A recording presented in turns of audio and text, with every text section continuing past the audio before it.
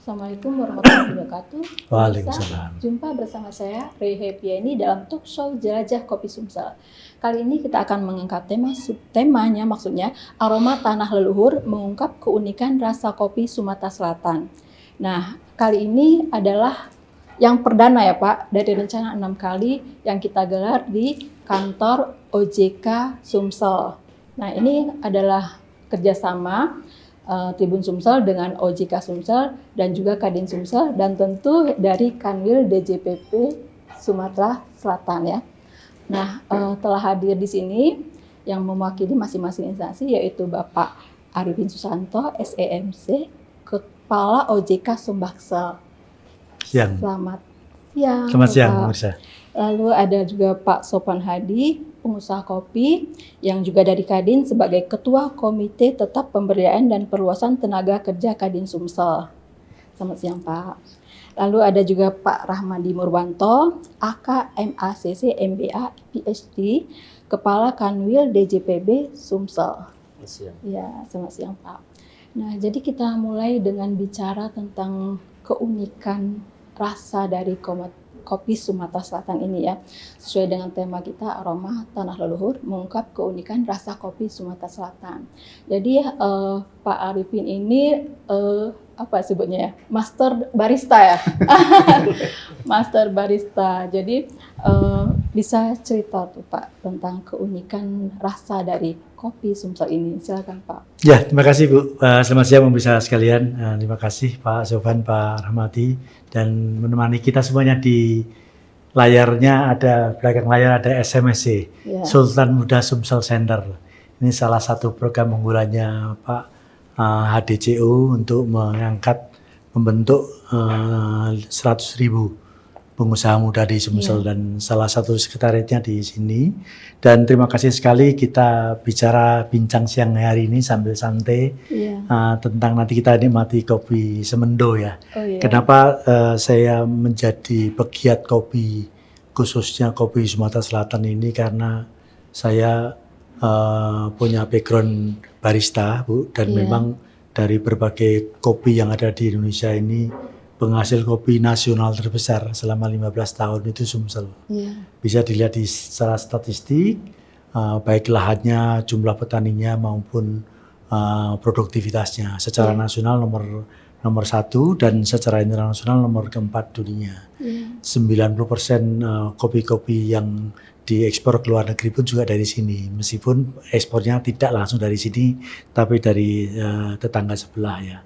Tidak apa-apa, tapi yang jelas karakter uniknya kopi Semendo yang dia ada di Muara Enim, ada Lahat, di Pagar Alam, Empat Lawang ini karakternya tuh bagus banget ya. Karena makanya kalau kita bilang termasuk robusta tapi premium. Kenapa premium? Karena hidupnya ditanamnya di dataran tinggi. Lebih dari 900 sampai 1300 mdpl atau dari ketinggian air laut ya. Jadi karena dari ketinggian yang relatif bagus, tinggi, karena biasanya kan kopi kalau yang Arabica itu kan di dataran tinggi. Sementara kita Robusta tetapi di dataran tinggi. Sehingga karakternya menghasilkan biji dan aroma yang padat istilahnya. Kalau istilah barista kami itu padat dan aromanya lebih kompleks. Kenapa lebih kompleks? Karena dari segi, kalau nanti saya bisa jelaskan dari segi teknisnya ya, beans-nya jadi bodinya itu kuat ya, tidak terlalu pahit. Tidak terlalu pahit, jadi tanpa gula pun juga enak untuk dinikmati. Kemudian yang kedua juga ada aroma coklatnya, ada aroma kacang panggangnya, sama dan sedikit rempah. Jadi kalau dari segi technicality barista itu punya aftertaste yang khusus. Jadi biasanya Robusta itu kan pahit ya Bu. Robusta dari dataran yang rendah, katakanlah dari Bengkulu, Jambi, Lampung itu kan karena dataran rendah hanya pahit. Karena pahit biasanya ditaruhlah gula. Ditaruh gula, masih kurang manis, taruhlah biji jagung. Nah, kalau di Semendo ini without adding dengan sugar pun juga sudah enak karena nggak terlalu pahit. Aftertaste-nya masih ada karakter robustanya dan tingkat keasamannya nggak terlalu tinggi karena keasamannya rendah karena memang dari dataran yang tinggi ya. Itu yang pertama. Jadi karakternya itu tadi kuat, kemudian aromanya juga ada dari segi bodinya, kemudian kadar keasamannya juga cukup, nggak terlalu tinggi asidnya atau keasamannya. Nah, yang kedua adalah proses pengolahan. Proses pengolahan petani kita itu sebagian besar yang itu kami lihat di Lahat, Bakar Alam, dan besok kami langsung ke Bakar Alam sama Lahat mau kerjasama dengan Pemda untuk pengembangan kopi berikutnya. Itu adalah untuk pengolahnya lebih banyak tradisional yang semi wash. Jadi kan umumnya kalau yang di petani itu kan kering, terus taruh di keringin saja, taruh di jalan begitu, habis itu langsung dikupas, kemudian di roasting. Dan nah kalau di semi wash ini kan masih ada kadar airnya, kemudian langsung diproses, disimpan nggak terlalu lama sehingga rasanya masih terjaga ya. Nah itu jadi dari varietas untuk robustanya itu termasuk unggul, makanya bisa dibilang premium. Kenapa kita berhasil kemarin mengekspor 20 kontainer ya, bukan ton ya. Satu kontainer itu 19 ton, jadi sekitar hampir 200 ton. Itu kemarin ke Malaysia, itu hampir semuanya robusta karena kualitasnya selain ini premium. Dan 10 kontainer lagi di Australia itu mix antara robusta sama arabica ya. Itu karena memang kualitas lokalnya ini karena dengan iklim setempat yang sudah bertahun-tahun ya. Kita sebenarnya bertahun-tahun, sudah 15 tahun itu mendominasi ya Mas Evi. Mendominasi, tapi Sumsel punya kopi yang sebelah yang punya Namo ya. Ya itu enggak apa-apa ya, kita makanya ini mulai stigma yang seperti itu sudah kita ubah bersama-sama, dan kemarin alhamdulillah per Januari kan kita sudah bisa ekspor perdana. Kenapa perdana itu menjadi penting, Pak? Karena semua dilakukan secara ekosistem. Satu ekosistem, yang artinya bank-bank ada, asuransinya ada, kemudian didukung oleh Pemda, dari Bea Cukai, dari kemudian dari Balai Karantina, kemudian dari Pelindo. Jadi semua ekspornya juga dilakukan dari Bumbaru secara langsung, pelabuhan Bumbaru yang ada di sini. Dan ternyata bisa. Alhamdulillah, dan insya Allah dalam waktu dekat kita juga akan ekspor lagi Pak, yang kedua yang ke Malaysia. Artinya apa? Artinya kita punya budidaya dan tanaman yang memang sudah lama, yang memang perlu peremajaan ya. Tapi tanaman yang lama pun juga masih produktif, masih bisa menghasilkan cukup lumayan ya, meskipun nanti kita punya challenge beberapa ya. Jadi karena masih lama, memang banyak menggunakan metode yang organik malahan. Jadi meskipun memang dari segi produktivitas masih cukup rendah Bapak Ibu sekalian ya. Jadi ini kira-kira karena kita punya karakter yang khusus tadi, maka secara biasanya kalau orang-orang ekspor itu harus single originnya dari mana. Kita selalu bilang single origin dari Semendo, dan kita sudah punya sertifikasi geografis indikatif itu, IGG istilahnya ya. Indikatif geografis itu yang untuk biasanya ekspor itu harus lokal kontennya semuanya diproses dari geografis setempat, dari Semendo itu. Jadi kesimpulannya, kenapa kita disebut premium ya, robusta premium, karena satu dataran tinggi, yang kedua budidayanya alami Bu ya. Meskipun masih punya tantangan, produktivitasnya masih cukup rendah, tapi dari segi rasa dan keunikan konsisten, rasanya konsisten. Dan yang berikutnya kita didukung oleh sertifikasi geografis Semendo. Itu kemarin saya ketemu sama pengusaha kopi namanya Roslan Kopi yang ada di Solo, itu salah satu pemenang barista internasional. Itu dia bilang ke saya, Pak, saya waktu juara internasional, juara kedua barista internasional di Batam itu, dia menggunakan kopinya kopi Semendo. Makanya dia langsung saya kolaborasi, dan dia akan kerjasama dengan kita. Ya artinya ini cocok untuk pasar-pasar ekspor ya, terutama yang menikmat kopi sejati ya. Biasanya kan kopi sejati kalau di Asia maupun di beberapa wilayah Eropa itu kan senangnya tanpa gula kan, tanpa susu, tanpa ininya, masih menikmat kopi serius lah istilahnya gitu. Jadi gitu ya Bu ya. Jadi kenapa kita bisa bilang rasanya unik gitu ya, tadi selain geografisnya, kemudian tanamannya juga dijaga tanpa pestisida, Iya. meskipun produktivitasnya kadang-kadang masih rendah, tapi kita punya sertifikasi geografis dan rasanya memang unik. Rasanya unik ya, punya dari strong bodinya yang kuat, kemudian keasamannya cukup rendah, kemudian juga ada kadang-kadang ada rasa coklat sama rasa bitnya Iya. kacang tanah. Itu membuat rasanya unik. Nah, jadi itu kira-kira Bu, Iya. secara singkat. Iya, jadi semua modal tuh udah ada sebenarnya Pak ya. Rasa udah oke, produksi juga udah oke. Tinggal tadi sosialisasi ya Pak. Maka Ya. kita kampanyekan Produksi masih ini. sedikit nanti kurang oke ya. Nanti Oh, iya. nanti Pak Rahmati biar kurang oke dalam artian gini, dalam artian karena kita masih menikmati sejarah-sejarah dari zaman dulu kan, kopi-kopi yang tanaman sekitar 15 sampai 20 tahun yang lalu. Jadi ya masih padahal masih bisa didongkrak lagi bisa. Karena rata-rata per hektar kita baru sekitar 1 ton, Pak ya. 1 sampai 2 ton. 1 sampai 2 ton. Kalau kita nanti dengan varietas unggul, kemudian produktivitas kita naikkan, menggunakan teknologi pertanian yang Ada bagus, pemupukan yang rutin. pemupukan yang rutin itu bisa Lebih kalau dahsyat di lagi. Vietnam itu bisa 4 sampai 5 ton. Iya. Iya. Nah, kita mencapai ke sana ya, ayo bersama-sama Iya. kita galang itu. Tapi dalam konteks ini kita punya potensi besar sekali, paling besar secara nasional. Iya. Karena memang produksi terbesar di Sumsel ya. Pak? Betul, betul. Selain lahannya juga paling besar di Sumsel. Bisa dilihat di statistik, gitu ya. Iya. Baik Pak, kita berpindah ke Pak Oke, Sopan Hadi. silakan. Nah, Pak Sopan Hadi adalah praktisi ya Pak ya. Mulai dari hilir ada, di hulunya pun sudah duluan, ya kan? Nah, mungkin bisa cerita Pak soal itu. Ya, makasih untuk waktunya.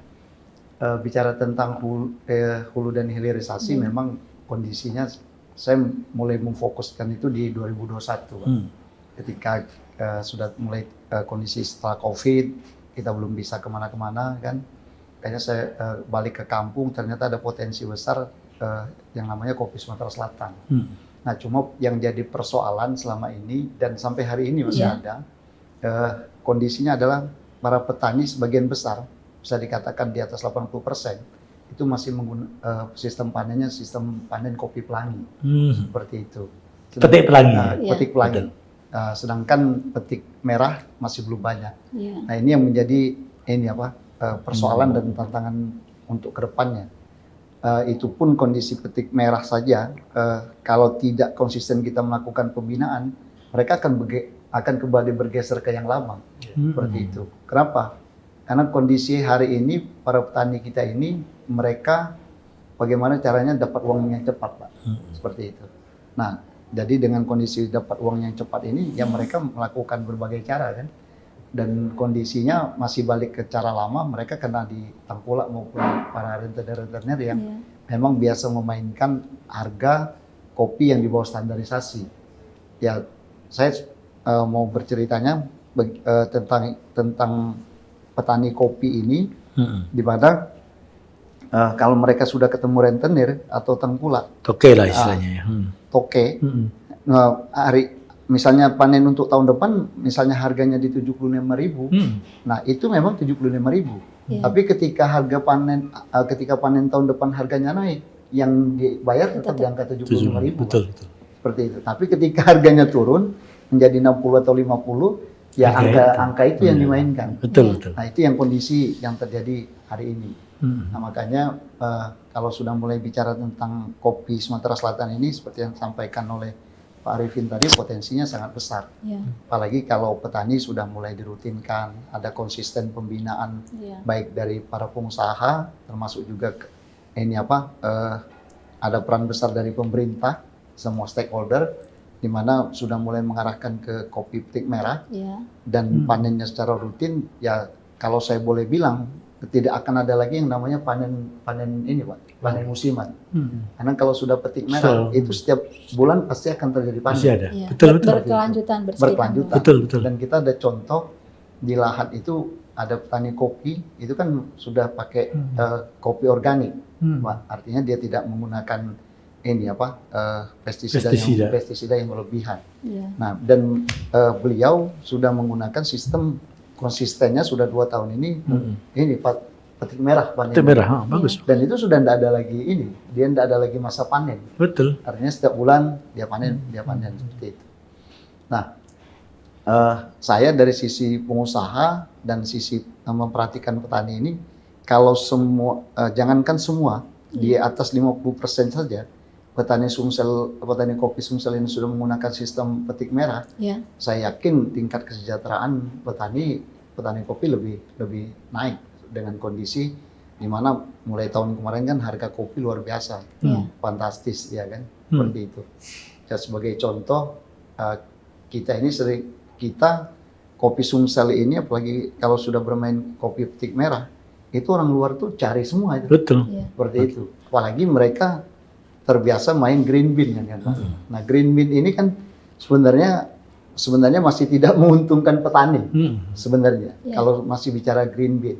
Kenapa? Karena margin profitnya, kalau bicara ke profit petani itu masih belum besar, Pak.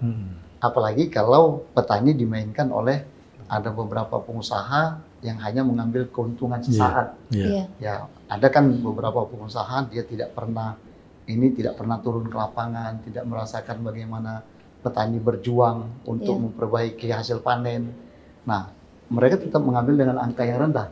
Padahal hasil panennya, apalagi sudah sistem petik merah, apalagi Pak Arifin juga sudah menggunakan mengedukasi petani juga sama kayak yang saya lakukan ini. Kita kan panen sistem penyemurannya sudah pakai sistem dom kan Pak ya. Nah, kalau sudah sistem dom itu halalisasinya pun bisa kita dapatkan seperti itu, karena tidak lagi tidak lagi di jalan kan Pak. Betul. Seperti itu. Nah, ini yang harus semua stakeholder, dorongan dari pemerintah ini sangat dibutuhkan. Seperti itu. Kan udah bagus lah ya Pak ya, dengan harga yang sangat menjanjikan. Bisa cerita tuh Pak soal itu. Yang saya pernah dengar cerita dari Pak John Hadi, 2 juta per kilo di Australia. Jadi saya waktu jual kopi Arabica, green bean ini, saya bicara green bean Arabica, saya pikir menjual ke Australia di angka 500.000 aja udah luar biasa dengan angka itu. Margin saya sebagai pengusaha, margin petani juga sudah kita pikir udah luar biasa oke. Nah, tapi ternyata teman saya yang dari Australia itu begitu dia ambil ke saya, dia tidak pernah tahu tuh kondisi di lapangan seperti apa, sistem pengolahan seperti apa. Ternyata sekelas Arabicanya punya kita, dia sanggup jual di angka 2 juta. Benar, Pak. No doubt itu sebenarnya nggak disangsikan lagi. Iya, betul. Nggak disangsikan lagi kalau bicara kualitasnya bagus banget, apalagi yang bagus. Arabica itu. Dan itu wajar Pak. Iya. Betul, wajar itu. Jadi bicara asalan aja Pak ya. Asalan artinya masih pengolahan dengan tradisional, tidak menggunakan sistem dom. Angka penjualan Arabica di sana aja udah begitu. Bagaimana kalau kita mainkan dengan sistem petik merah tadi, itu semakin luar biasa. Betul. Pak mungkin bisa cerita, karena Bapak kan juga membina petani ya. Mungkin secara masif diharapkan, tapi mungkin yang dilakukan oleh Bapak sebatas yang dilakukan saat ini. Nah, tantangannya apa itu Pak? Tantangannya memang kondisi hari ini, seperti yang saya sampaikan di awal, kita baru beberapa pengusaha yang fokus dengan sistem kopi petik merah, belum secara masif. Nah, kondisinya ya tentu bicara ke permodalan seperti itu kan Mbak. Apalagi dengan kondisi hasil panen kopi di Sumatera Selatan ini puluhan ribu ton, ya kan? Dengan jumlah 200-an ribu hektar, di mana di Oku Selatan perkebunannya lebih besar seperti itu. Nah, tantangannya petani ini kan banyak yang tidak konsisten ketika sebentar saja mereka kita tinggalkan. Karena bicara keuangan. Bicara keuangan ini, ya di kiri kanan ini banyak sekali yang namanya tengkulak-tengkulak yang dimana mereka menjanjikan hal yang luar biasa, tapi kenyataannya tidak seperti yang mereka harapkan, seperti itu. Nah, artinya ada sebuah tantangan besar yang paling utama adalah bagaimana kita memasifkan ini dengan cara membackup lebih besar untuk pengambilan kopi petik merahnya, seperti itu. ditambah lagi edukasi yang paling utamanya seperti yang tadi disampaikan oleh Pak Arifin bahwa memang kita sistem tradisional ya, masih sistem tradisional.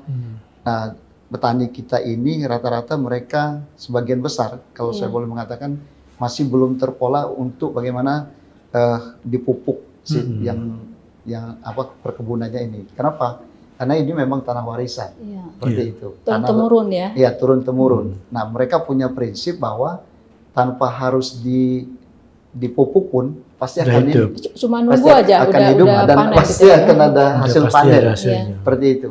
Nah, tapi ketika hasil panen tidak maksimal, mereka baru mulai mengeluh tuh. Mereka baru sadar tuh, oh ternyata butuh yang namanya pupuk. Nah, tapi ada persoalan juga di petani ketika mereka sudah mulai diedukasi untuk menggunakan pupuk. Balik lagi ke modal tadi, seperti itu. Nah, modal ini ya kayak mereka tidak semuanya kan yang bisa melakukan pembelian pupuk. Apalagi kalau mereka ada upaya untuk melakukan pinjaman ke perbankan ataupun ke yang lain, mereka tidak ada garansi banknya. Karena apa? Tanah warisan ini kan rata-rata tidak punya sertifikat, seperti itu. Nah itu tadi balik-balik tetap harus ada dorongan yang kuat di semua stakeholder, ya terutama dari pemerintah. Ya, baik. Kita masuk ke Pak Ramadi nih.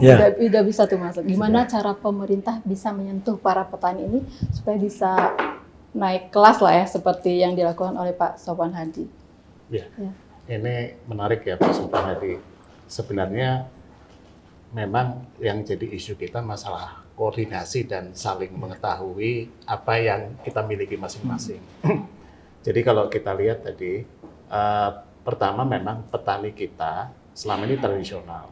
Kalau mereka mau bergerak dari petik pelangi ke petik merah, isunya kalau saya butuh uang dari mana uangnya, kan?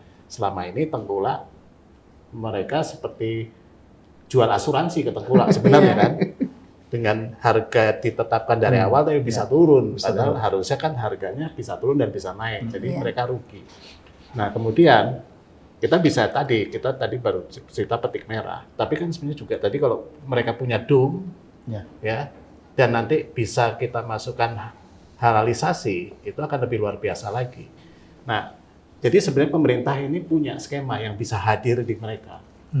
Ya, pertama, tentu yang paling utama adalah kita tidak sendiri pemerintah. Pemerintah itu biasanya memberikan skema bantuan yang kita sebut subsidi. Nah, subsidi apa? Tentu kalau dengar dari Pak Sopwan tadi bicaranya modal. Berarti kan subsidi atas modal. Nah, siapa yang biasanya punya banyak uang untuk menyediakan modal? Ya ini yang dikoordinasikan sama Pak Arifin, gitu kan, perbankan tadi. Nah, tapi perbankan isinya dua. Pertama mereka tentu punya tingkat bunga yang tinggi. Yang kedua masalah kepastian ya, jangan sampai pinjamannya nunggak gitu kan. Nah, di sisi yang terkait dengan bunga ini sebenarnya ada dua skema yang bisa kita manfaatkan. Tadi kalau yang sifatnya mulai dari petik pelangi ke petik merah, dan mungkin juga mereka mau butuh pupuk dan sebagainya, ada yang namanya kredit usaha rakyatku. Ya, bunganya bahkan cukup kompetitif ya. Rendah lah. Kenapa? Kalau perbankan menyediakan misalnya bunganya anggap 12%, maka mereka cukup hanya membayar 6%, 6%-nya itulah subsidi dari pemerintah. Nah, itu mekanismenya nanti melalui sistem perbankan. Tentu kita harus menyiapkan para petani tadi untuk bisa ya melek secara keuangan lah, melek yang terkait dengan perbankan ini.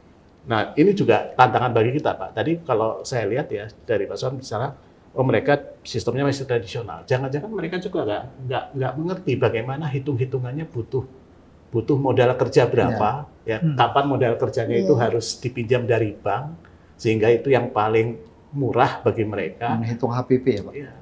Kemudian nanti begitu mereka panen bisa bayar berapa, ya kan, supaya mereka tetap sebagai petani masih bisa hidup dan sebagainya. Itu kelihatannya juga PR besar yang nanti mungkin Pak Arifin kita bisa bikin edukasi bagaimana mereka bisa menghitung itu.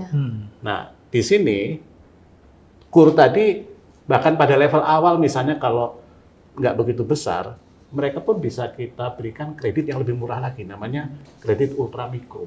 Iya. Yang kalau butuhnya cuma 20-an juta, bisa pakai ultra mikro. Itu lebih murah lagi bunganya, hanya 3%. 3%. Nah, lalu tadi ya, kalau kita bicara, sebenarnya tadi mendengar ada Robusta di Australia bisa dijual 2 juta per kilo. Kalau di petani tadi, kalau nggak salah mungkin 75.000, ya kan? Iya. Lihat nilai tambahnya luar biasa besar. Iya. 2 juta dikurangi 70.000, 1.925.000 yang memanfaatkan pihak lain. Iya. Harusnya kalau kita bicara ini ya, value chain ini, rantai nilai ini, mestinya bagaimana strategi kita bersama adalah supaya nilai tadi tidak terlalu besar dimanfaatkan pihak hilir, tapi mulai dibagi ke pihak hulu, terutama para petani. Iya. Makanya kita juga tadi mungkin perlu kita koordinasikan bersama. Saya sudah diskusi dengan Pak Arifin, bagaimana kalau mereka tidak hanya petik merah ke depan.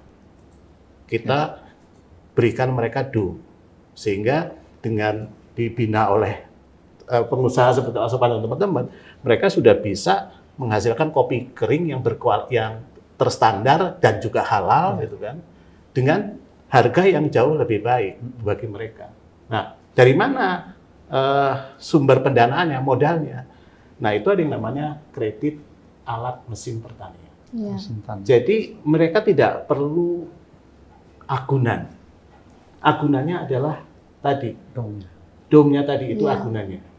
Nah, nanti akan diberikan pinjaman, tentu nanti ada skemanya lah. Mereka kalau bisa gabungan kelompok petani, karena dom itu kan nggak selalu, kalau dengan kapasitas tertentu mungkin satu petani terlalu besar gitu. Kalau mereka bisa bergabung, itu kan bisa dimanfaatkan sepanjang tahun dengan utilitas yang begitu baik. Jadi modelnya mungkin kapoktan dan sebagainya. Iya. Nah, satu lagi yang seringkali dilupakan, ini para petani Pak, terutama teman-teman yang kita anggap sebagai UMKM itu, termasuk para petani kopi. Sebenarnya KUR itu tidak membutuhkan agunan. Jadi KUR itu justru kalau perbankan meminta agunan itu kita akan tegur gitu. Jadi KUR itu kalau nggak salah sampai jumlah tertentu itu nggak perlu ada agunan. Jadi nggak usah khawatir soal agunan. Tapi yang pasti gini, di situ ada mekanisme, ada off taker, ada mekanisme asuransi dan sebagainya.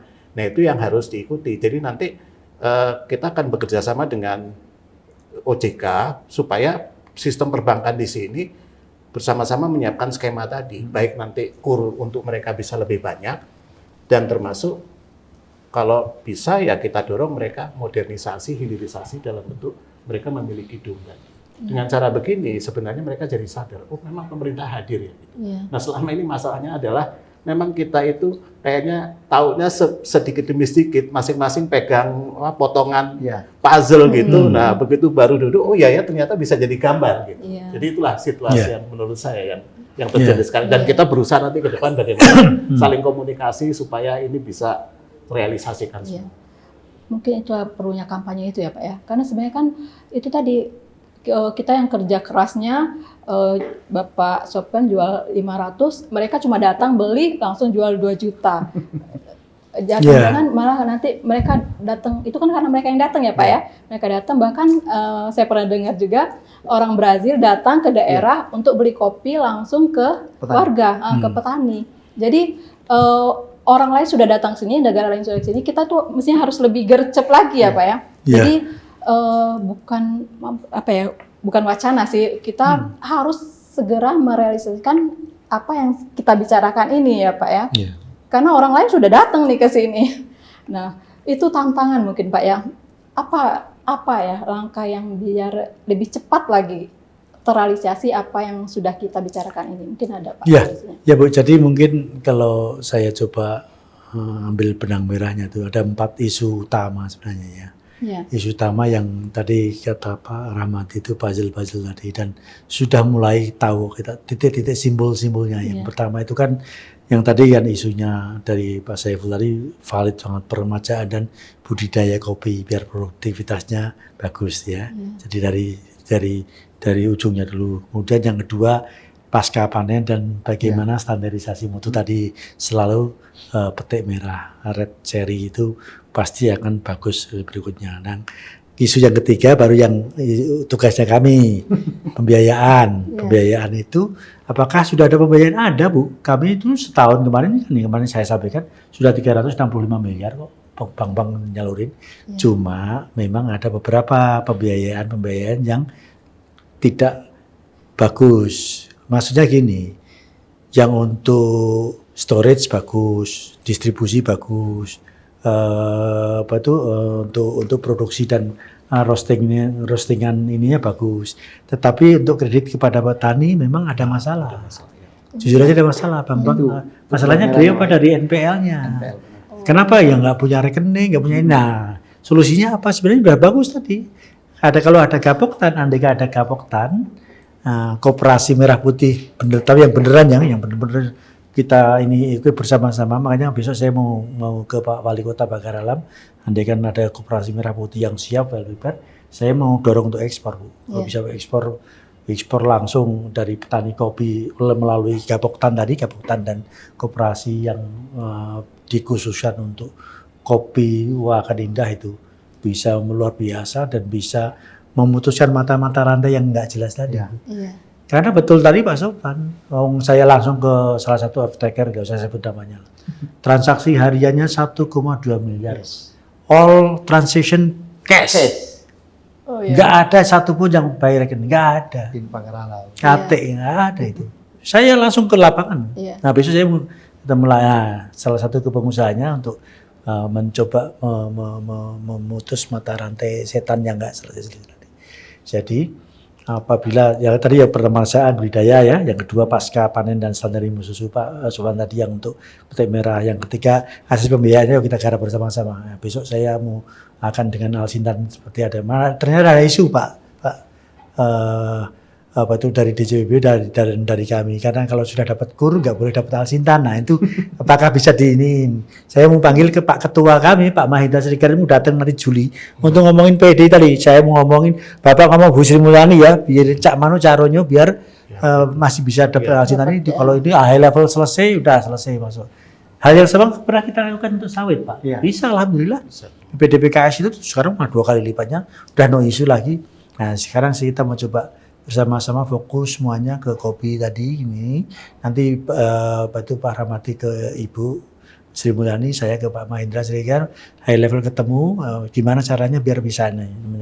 Termasuk yang tadi, kalau yang petani saya sudah mapping dari 365 miliar itu yang NPL-nya jelek memang dari petani langsung Pak. Selain bukan masalah sertifikat, bukan. Etikat baiknya juga kadang-kadang nggak ada.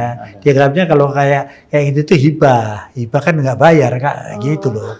Nah itu edukasi nggak apa-apa nih sambil jalan. Tapi saya apakah bisa dilakukan? Bisa Bu, bisa dilakukan. Sangat bisa banget. Nah yang terakhir menurut saya untuk mengcover ini semuanya, terakhir yang malah kesimpulan yang menurut saya bagus. Ayo bersama-sama bangun ekosistem tadi Pak. Yang Pak Rahmat bilang, biar kita nggak capek sendiri-sendiri. Saya yakin Kadin dengan berbagai ininya luar biasa. Pak Rahmati dengan berbagai upayanya banyak. Tapi kalau masing-masing jalan sendiri nggak bisa, harus bangun ekosistem. Nah kebetulan kami menyiapkan sekretariat ini. Ayo ini jadi sekretariat bersama. Sama caranya biar masing-masing ini. Ayo simbol-simbol yang nggak bisa. Aku nggak bisa lupa Alsintan aja nggak bisa jalan karena sudah dapat kur. Nah sama caranya biar dipoto. Tetap bisa caranya gimana. Kur tadi ada masalah, ada Pak. Meskipun nggak pakai agunan tapi kalau NPL-nya macet nggak mungkin mau perbankan itu. Begitu masuk seliknya nggak bisa, udah nggak bisa. Seliknya dia ngambil pinjol yang online yang ilegal nggak bisa, nggak akan tembus. Akhirnya semuanya ke toke tadi yang transaksi harinya 1 miliar semuanya cash. Bukan hanya itu, fresh money. Fresh money dan banyak yang nggak ngerti. Ada Pak Haji yang waktu saya ke situ, Pak saya punya 10 ton, saya nggak mau bayar cash, beliin ini ya.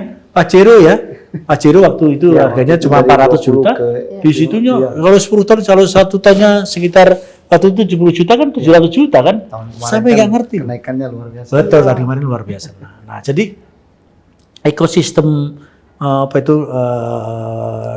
dalam perkebunan kopi ini kalau bisa kita rampung dari hulu sampai hilir bisa. Ayo kita bersama-sama selesaikan. Nggak apa-apa. Jadi besok saya dengan tempatnya Pak Amir, Pak, dengan koperasi sama UMKM langsung ke lahan, nanti ketemu dengan wali kotanya, gimana caranya kalau memungkinkan pas momen-momen yang penting nih. Jadi memang perlu, kita sebenarnya sudah tahu, Bu, tapi dengan adanya tamparan pertama kopi ekspor udah bagus, Bu. Ya. Iya. Mimpi saya Pak Saiful, saya mau datengin nggak apa-apa disiarin. Kalau bisa Pak Prabowo dengarkan kami, saya mengundang Bapak untuk hadir di panen kopi raya di Sumsel. Jadi lagi mau saya cari cara, apakah di Pagaralam atau di Muara Enim kopi raya. Nah nanti kan Pak Prabowo ini kan komunikasi dengan luar negeri luar biasa bagus. Iya. Gimana caranya ekspor langsung. Kalau perlu ekspor langsung lewat Koperasi Merah Putihnya Pak Rahmati sama Pak Amiruddin. Wah, dahsyat. Jadi ayo kita dukung bersama-sama. Bisa. Nanti saya tinggal dorong push perbankannya. Coba ini. Kalau nggak berani, kalau petani sendiri ya udah. Kalau begitu gaputan off-taker aman, Bu. Kalau udah ada off-takernya, yang tanggung jawab off-taker kan Pak Saiful. Iya. Jadi gitu, nggak apa-apa. Jadi udah nggak apa-apa. Giving the fact yang seperti ini, kok saya masih optimis. Nggak apa-apa. Saya malah nggak mengeluh. Saya akan hajar terus, Bu. Tenang, kita pegiat kopi banyak kok. Iya. Dan kopi ini semakin banyak peran-peran kayak di gini, harga akan naik terus. Semakin naik. Udah kayak emas, Bu. Iya. Jadi udah, ini komoditas yang menurut saya bagus banget dan sudah karunia dari Gusti Allah, kita yang terbesar. Iya. Jadi pemain, jangan sampai jadi penonton saja. Jangan sampai kopinya ambil dari luar, ternyata kopi dari Semendo itu. Iya. Kalau saya ke Solo aja, kopi terbaiknya dari Semendo, Bu. Iya. Semendo, dari Pak Akbar itu barista terbaik di internasional kedua itu, waktu ngeraciknya kopi Semendo. Iya, itu tadi orang Brazil datang sini ya Pak ya? Nah, Langsung iya. datang. Ya karena kondisi perkebunan di sana lagi tidak baik kan. Nggak baik. Iya. Dan Benar. butuh 3 sampai 5 tahun dia harus recovery kan. Benar. Kesempatan Jadi buat kita. Kesempatan bagi kita. Jadi nggak apa-apa, Bu. Semakin banyak kita talk show ngomongin kampanye, wah masih bagus. Iya. Semakin itu satu. Yang kedua, bagaimana caranya kita mulai benar-benar membiasakan. Dan saya bukan hanya ngomong, Bu. Saya acara-acara di Jakarta di OJK, ada acara di sini, seminar-seminar internasional, nasional maupun itu, selalu saya kasih oleh-olehnya apa? Kopi Semendo, Bu. Tanyain saya OJK. Iya. Jadi pegiat kopi Sumsel, duta kopi Sumsel saya ya. Iya. Nah, saya bilang gitu. Karena mana-mana saya bawa kopi Semendo tadi. Nah, Iya. jadi gitu ya. Jadi intinya ayo kita bangun ekosistem, saling mengisi masing-masing. Saya yakin perannya di JBP luar biasa. Banyak yang nggak tahu, betul, Bu. Jangankan Alsintan, Ngkur aja nggak tahu kok. Nah, tapi kalau udah mulai Pak Rahmadi udah sering ke sini, ini kita bersama-sama. Kalau perlu nanti saya ajak ke lahan ke Pagaralam, pas ke tempat panen kopinya kita ketemu, jadi tahu, oh, berarti ada sisi-sisi yang lain. Nanti kita angkat ke bos-bos kita biar ke sini. Itu bagus banget. Efeknya luar biasa bagus banget. Jadi selalu begitu aja, nggak apa-apa kita usah banyak ini, kita terus maju melangkah menuju Sumsel yang lebih maju. Dan gercep ya. Betul. Karena programnya udah ada untuk menyentuh mereka. Ya. Udah ada kredit, udah asisten pun malah ditawarkan ya. Tinggal tadi dapat dua-dua kalau boleh ya. Asisten dapat, kurnya juga dapat. Mestinya sih Mestinya kita bisa. bisa dorong. Iya, Karena kan bisa. yang satu itu kredit modal kerja. Betul. Yang ini kredit modal kapital. Jadi harusnya dua-duanya. Harusnya bisa Kalau jalan. enggak, kalau satu aja ya nggak bisa. Ya bisa. Ya bagus tuh. Nah, nanti kalau makanya perlu Pak Rahmati, nanti perlu Bu Sri Mulyani, Pak Thomas saya undang ke sini nanti kalau bisa. Ya kan ex-officinya OJK. Nah, nanti kita ngomongin yang lebih strategis, jadi biar cari solusi lah, Bu. Iya. Yang penting potensi besar. Saya yakin Pak Kadin sudah memetakan besar. Iya. Yang pengekspor kopinya yang resmi itu baru satu Pak Raffi yang anak muda, Iya, itu iya, Galo mudah-mudahan. itu. Nah, itu nanti saya mau ada. Sekarang dia sudah mengkolaborasi dengan salah satu off-taker bola dunia itu, si Iya. Jah Jun Jun itu. Ya bisa saya mau sana. Kita bangun gitu. Terus pokoknya kita branding terus kopi Sumsel gitu loh. Iya. Masalah asalnya dari Semendo, dari Lahat, Pagaralam, Selatan. orang terserah. Ada masalah yang penting. Nggak ada persoalan. Nah, iya Iya, kan. Iya. Nah, gitu ya, Bu ya. Mungkin kita sekarang giliran Pak Rahmadi deh. Iya. Closing statement mungkin. Ya, jadi pada dasarnya begini. Ini sebenarnya hanya masalah kita sering-sering kalau bahasa lainnya, kalau mau membuat industri kopi di Sumatera Selatan ini sukses, ya kita harus sering-sering ngopi. Iya, betul. Sip. Tujuannya Sip, apa? Kita bisa Setuju. diskusi, kita bisa, oh ternyata ada loh ya yang dibutuhkan dari kantin, dari Pak Sofan, yang dibutuhkan ada. ternyata ada. Tapi kemudian juga ada isu yang terkait dengan, wah NPL tinggi. Ya. Berarti kan ada PR misalnya, bagaimana mengedukasi mereka bahwa yang namanya melek finansial, Betul. punya rekening itu penting. Iya benar. Mengelola arus kas itu penting. Bahwa gitu kan. pinjaman itu harus dibayar, bukan hibah. Anggapnya gratis Iya, hibah, saya pikir hibah mereka Pak. harus tahu hitung-hitungannya gimana, Iya. angsurannya itu seperti apa, kapan, bisa nggak disesuaikan dengan ketika Yes, mereka yes. dapat uang dan sebagainya. Iya. Ada peran off taker bila perlu. Mungkin juga kita juga bisa melibatkan dalam situasi di mana off takernya kurang kuat, bisa nggak ada asuransi kreditnya dan sebagainya, semuanya aman. Jadi ini saya rasa ya acara yang bagus ya, kita bisa ketemu paling tidak ada dari pengusaha, dari pemerintah, dari media gitu. Dan ke depan mungkin perlu juga kita dorong misalnya ngopinya tidak hanya berempat lagi Pak ya. Oh, di situ ada petani yang memang Iya, punya concern, mereka bisa ngobrol gitu. Dan saya dengan senang hati nanti akan menemani Pak Sofan kalau diundang kemana Pak, mau apa saya siap, atau Iya. kalau sama Pak Arifin katanya mau diajak ke Lahat ya saya juga siap Iya, nanti untuk betul. dan supaya karena dengan Betul. cara pertemuan-pertemuan inilah kita bisa menyelesaikan, atau paling enggak kita bisa tahu oh ternyata solusinya ada, atau kalau ternyata solusinya belum sempurna, bagaimana cara menyempurnakan? Atau kita eskalasi, Ya. biar bos-bos yang dia yang Betul. selesaikan. Karena kan di atas suka tidak tahu ya, Iya, nggak kelihatannya tahu. kebijakan Nggak sangat tahu loh, Pak. bagus, Benar. oh ternyata di lapangan tidak bisa dilaksanakan. Betul, betul. Nah itu bagaimana caranya menyelesaikan? Ya. Saya rasa begitu dari saya. Iya. Oke. Nah sekarang Pak Sofan Hadi, terutama dari petani ya, karena kan langsung bersentuhan. Nah kenapa sih mereka kok kurang apa ya, kurang antusias ya meraih KUR gitu, lebih enak deket sama tengkulak kayaknya. Gimana tuh? Ya, kondisinya sebenarnya kenapa mereka lebih mengarah ke sana? Karena memang ini sudah menjadi habit selama ini kan. Kehadiran tengkulak itu sangat jauh lebih dekat Lebih cepat juga. Iya. dibandingkan ini Pak, Perbankan, permodalan dari misalnya. perbankan. Seperti itu. Dan mereka punya prinsip tidak mau ribet. Seperti Iya. itu kan. Mereka butuh uang hari ini juga bisa mereka dapatkan. Seperti itu. Ya, tapi alhamdulillah syukur pertemuan hari ini kan luar biasa nih. Ada input dari Pak Arifin, ada input dari Pak Ramadi, ternyata bisa kita melakukan pinjaman, bahkan ada yang sampai ke mikro yang hanya 3% seperti itu kan.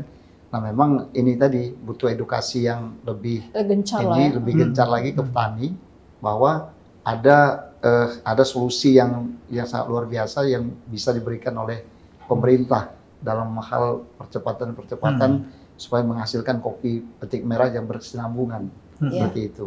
Nah, dan saya dari sisi Kadin Sumsel dan sebagai pengusaha kopinya, kalau ini terjadi sinergi yang baik dan ini dilakukan secara konsisten, insya Allah percepatannya jauh lebih cepat kan. Iya, Ya, ibaratnya kalau lari itu sendirian, ya posisi lelah tidak ada yang mengingatkan, Betul. dan bisa mundur seperti itu kan. Betul. Tapi kalau lari ini maraton bersama-sama, ya kalaupun lelah paling istirahat sejenak. Tapi kan terjadi percepatan dan bersyukur pertemuan hari ini bisa menghasilkan input yang luar biasa dan mulai bisa diedukasi ke teman-teman petani ya.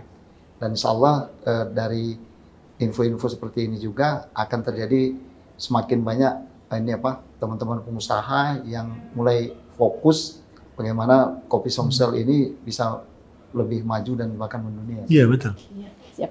Nah, sekarang terakhir silakan Pak Arifin.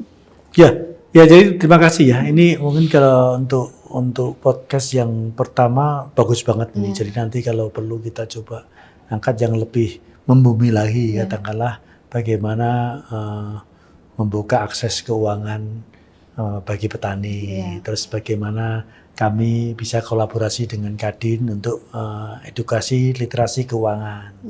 Termasuk sekaligus edukasi tentang KUR dan tadi Alsinta tadi.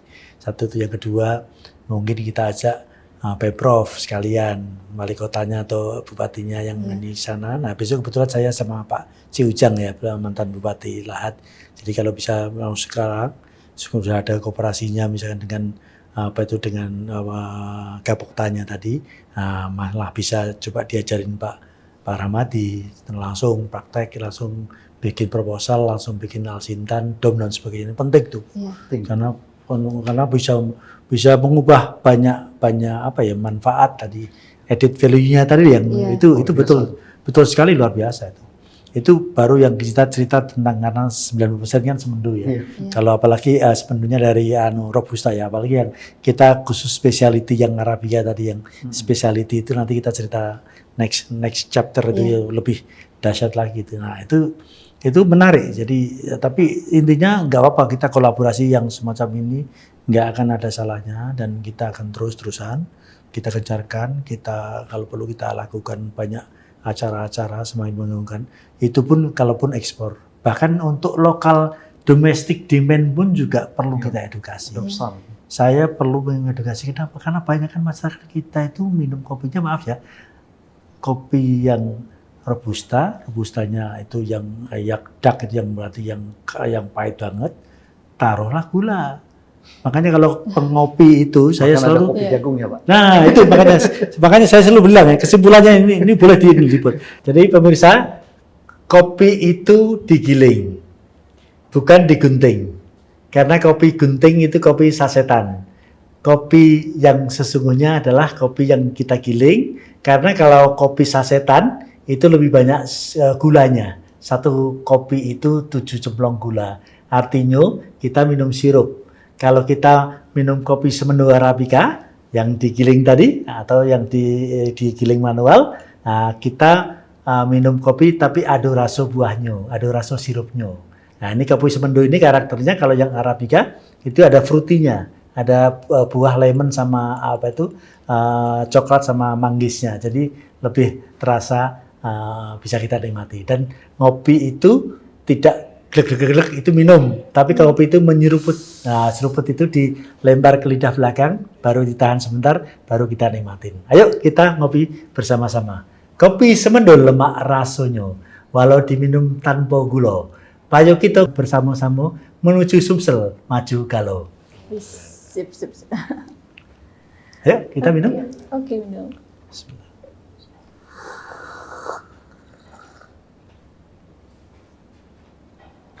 Nah, ini ngopi beneran, ini Pak Sofan. Kopi asli. Asli. Oke. Asli. Keren kan Pak? Nah, Kopi itu Sumsel. Kopi Sumsel. Maju untuk semua. Maju untuk semua. Nah, jadi Insya gitu. Allah, amin. Mudah-mudahan terjadi itu Pak ya. Dan kita harus optimis ya Pak ya. Ya. Baiklah pemirsa, itu tadi pembicaraan kita yang sangat menarik dalam talk show Jelajah Kopi Sumsel Perdana. Kita tunggu yang kedua, ketiga, keempat, sampai ke-6 nanti ya. Puncaknya insya Allah kita mengundang Pak Herman Duru nanti ya Pak ya. Itu atas prakarsa dari Pak Arifin Susanto. Nah sampai di sini dulu perbincangan kita ini ya. Dan kita sambung lagi di kesempatan berikutnya. Assalamualaikum warahmatullahi wabarakatuh. Waalaikumsalam warahmatullahi wabarakatuh.